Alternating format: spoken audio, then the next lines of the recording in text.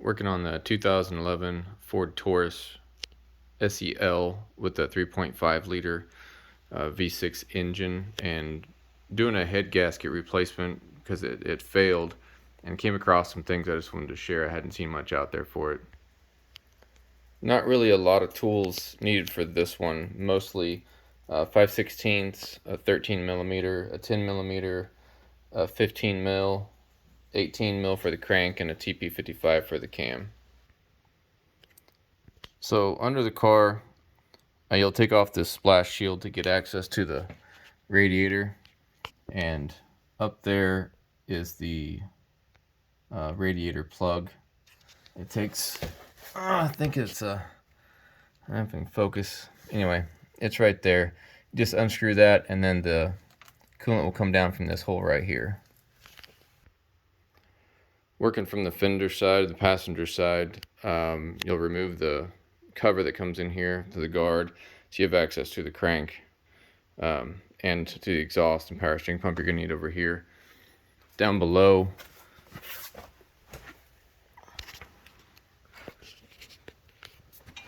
see if we can get a good shot here.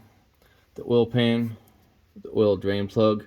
I'll tell you, with this one, with the exhaust, with the head gasket leak, I had about 15 quarts of coolant and oil mixture come out of that, so it completely shot past my drain pan at the time. So just be careful if you're working on the same thing.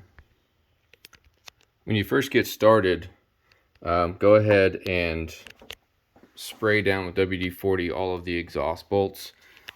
They're on the heads right now, but that way you've got plenty of time to have those soak in for the time that you need to go ahead and remove those. It makes it so much easier to get those off, because you're going to have to work on pulling the exhaust off to get the heads off.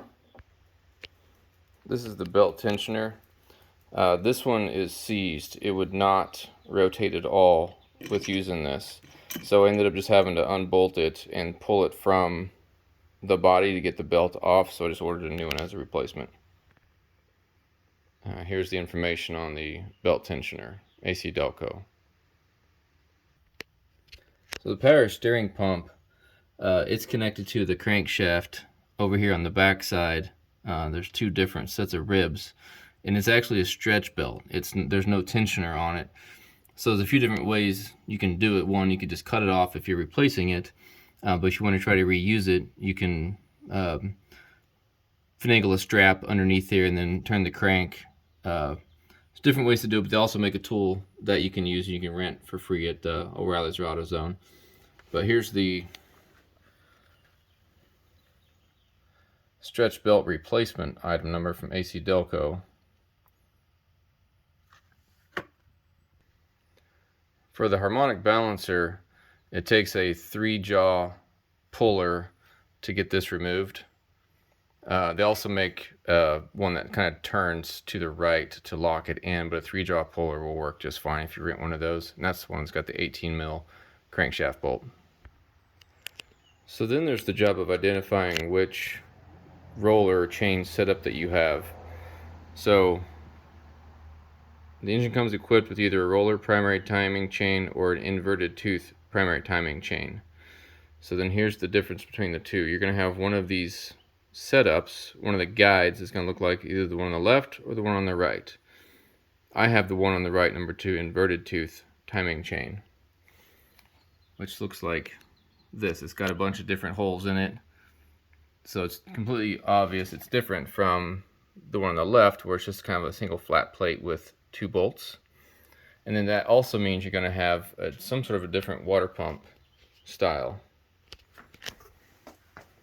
So this water pump, it's got the inverted tooth, it's a double tooth, and then this one, which I ordered incorrectly first because I didn't identify it, just has a single tooth in it. But these are both internal water pumps.